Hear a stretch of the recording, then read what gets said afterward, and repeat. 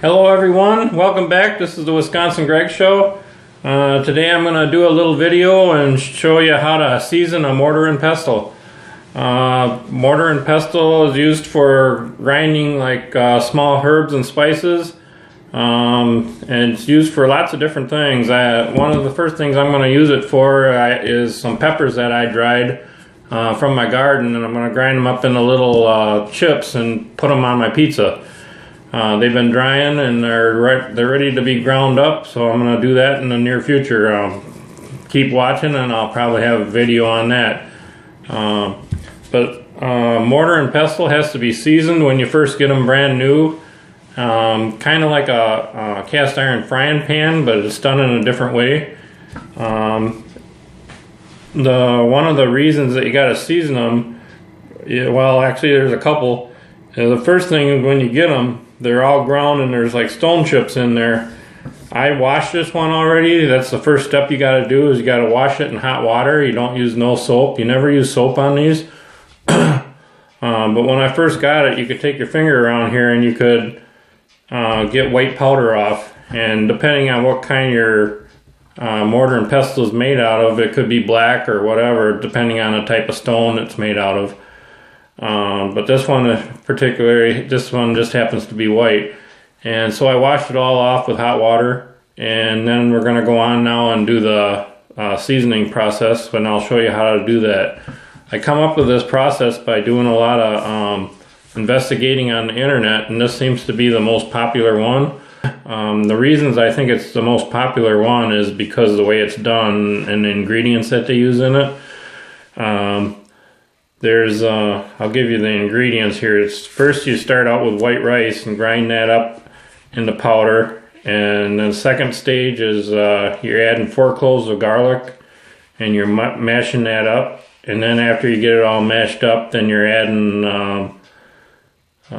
let's see here, a tablespoon of cumin, a tablespoon of salt, and a tablespoon of black pepper, and they all have antibacterial properties. That's a good thing. You're going to want that on your mortar and pestle, because you're not washing it with soap, which would kill the bacteria normally, because you don't want the soap to get into the crevices and get into your food, because it'll change the flavor. So the garlic is an antibacteria. It has antibacterial properties. It has defungal properties, and it also slows the growth of yeast. Cumin has defungal properties and antibacterial properties. Black pepper has antibacterial properties, and salt has antibacterial properties and slows the growth of yeast also. So that's one reason I went with this method, because to me I think it's more of a sanitary method. To me, better than using, sometimes people I see use oils, or they coat it with oil and put it in their ovens and stuff. This is just my opinion, but to me I think this is a better way and a more sanitary way. So that's why I went with this method. So I thought I'd save you guys a lot of time from searching around the internet, and if you want to just do it this way, I'll show you how I did it, and then you guys can make your own decisions. If you don't like the way I'm doing it, you can search your own ways. Maybe you can find a better one, but this is my opinion only, so just want to show you how I'm going to do mine, and we'll get started. So as I said, the first thing I did is I washed this out, because it had white stone powder in it. I washed it out with hot water and I let it dry. So now we're going to continue from there. So I'll bring you in closer here so you can see exactly what I'm doing. Okay, so we're ready to go here. I'm not sure if I mentioned that. I got this for a Christmas present, so I'm pretty anxious to get using it. That's why I want to hurry up and get this thing seasoned so I can use it.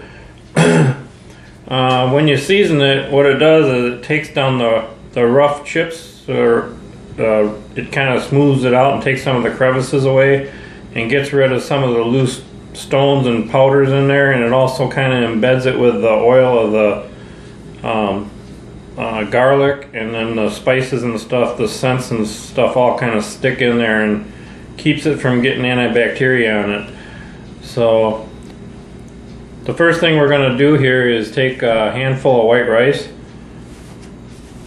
And this will all vary with the size of your mortar and pestle. This is a pretty small one, so it ain't gonna need a whole lot. Just normal white rice, and if your mortar and pestle is like a dark stone, you would keep doing this probably 3, 4, 5, maybe even up to 6 times until the rice came out clean, because the stone chips are going to keep coming off, and eventually it'll stop and you'll just get pure white rice, and that's the point you want to be.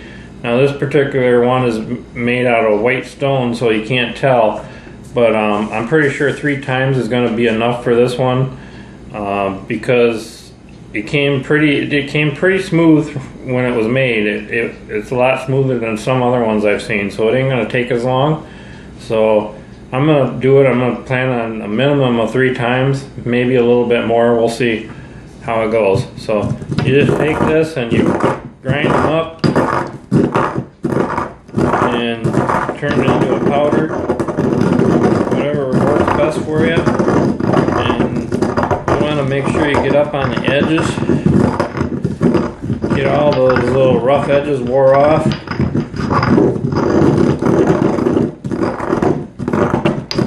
Now turn this stuff into like a flour, so it gets into all the crevices. Normally I would do this outside, but it's really cold out. Experiencing really cold weather here in Wisconsin right now. Today's January 6th. It's been cold for the last couple of weeks. From what I've seen on the news, it's been cold all over the country.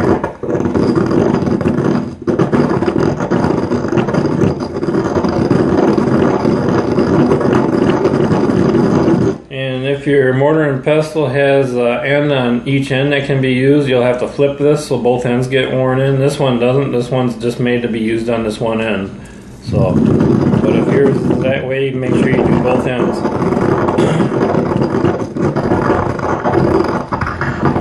And you also want to make sure this part gets smoothed out too.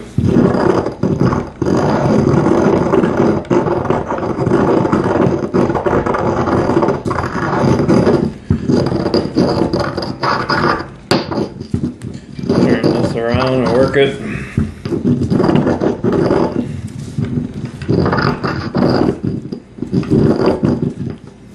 Now, if I wasn't videotaping, I'd probably be doing this in the sink because it flies off a lot. Another thing I want to mention is, you can see I'm doing this on a piece of shelf liner. Some people will glue a rubber piece on the bottom and stuff. I don't want to do that because I think that would be a place for bacteria to collect. Get stuck in between there and you wouldn't be able to get it out. So I think it's best just to place a mat on your table and do it whenever you're working with it. That's my opinion. You can do what you please, but that's just my way of thinking about it. That's how I think it is. Looks like a place for bacteria to collect for me. So I'm not going to do that. I'm just going to use a placemat, or like a shelf liner it is. Also keeps it from sliding around.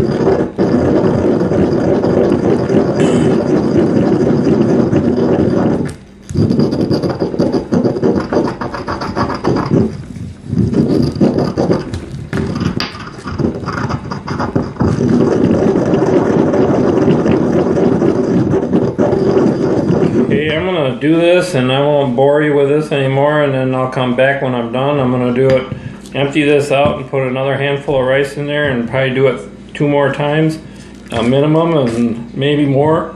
We'll see how it goes, and then I'll be right back. Okay, I'm back. I actually did it 4 times, and then I dumped it out and wiped it out. I did it 4 different batches of white rice. I dumped it out and wiped it out with a paper towel. So now we're going to go on to the next step here, and that's adding the garlic.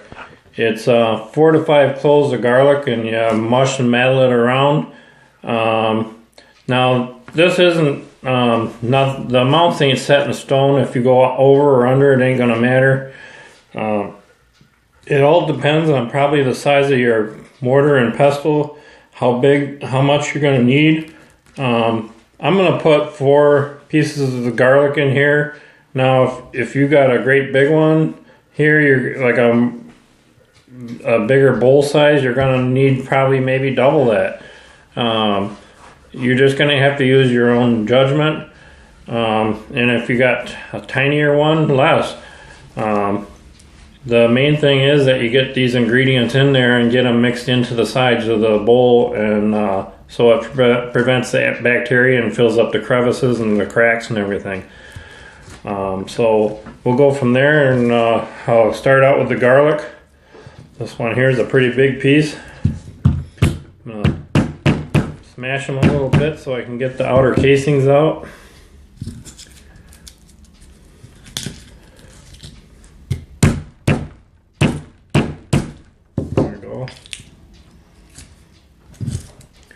Probably wouldn't have to take the outer casings out, but I think it'll just make it a little bit better by doing so.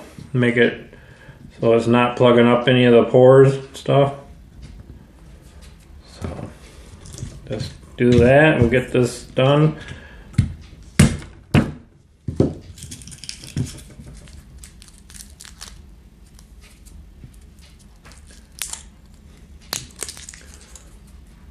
These are pretty big pieces of garlic. I might not even need 4, maybe 3.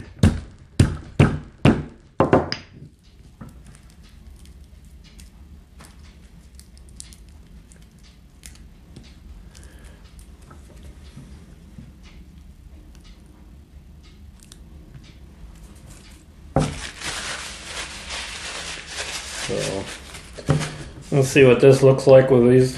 This one was a really big one, so see what this turns out to.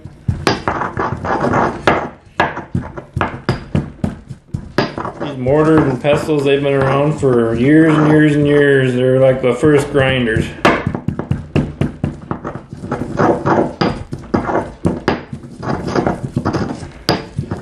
There's a couple advantages of them. One is they don't use electricity. Another advantage of using a mortar and pestle is they're more of a controllable grind. You can get them to the consistency that you want. Sometimes with an electric grinder, you go too far and it turns into powder before you want it to. Let's say you wanted a rougher grind, and you can't reverse that. This, you can get this a little slower method and you can control it better. Another thing is when you're doing herbs and stuff in here, these don't get as hot as an electric grinder, and they'll keep your herbs in a greener color, which is more appealing. And sometimes the grinder will get too hot and turn your herbs brown, burn them. Kind of the heat from there turns them brown. So, yeah, that should be good. Right here, get kind of like a paste in there, and then we're going to add the next ingredients. Now, as I said, you don't need to have a teaspoon to measure. You can just measure in your hand or just by looks. There ain't no use getting more dishes dirty than you have to. So, the first thing we're going to dump in is the cumin.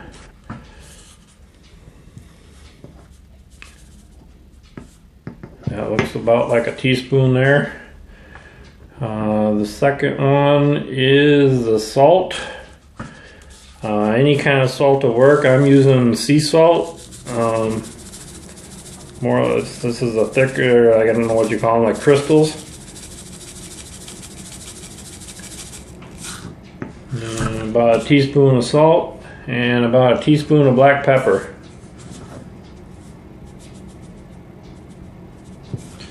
And like I was saying, if it's you got a bigger mortar and pestle, you might have to double this or triple it, depending on how big it is. Just gotta kind of use some common sense. I'm gonna grind this all in. Make sure you get all into the sides and everything. And I'm gonna do this for a little bit. get her all in there, so I won't bore you anymore. You don't have to watch this, but I'm just going to do this probably for a couple more minutes, 2 or 3 more minutes, and then I'm going to wash this all out and I'll be right back.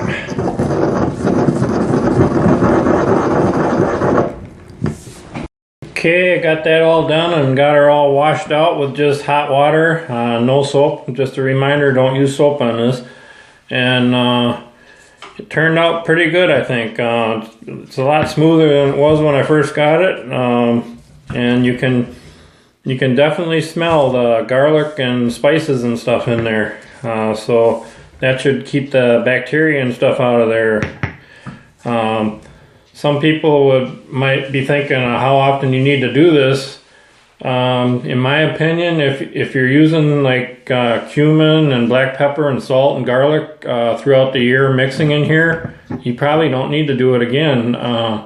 But if you're, let's say you're just going to use it for grinding rice only, then I would say you need to re-season it at least once a year, if not twice a year, depending on how much you use it,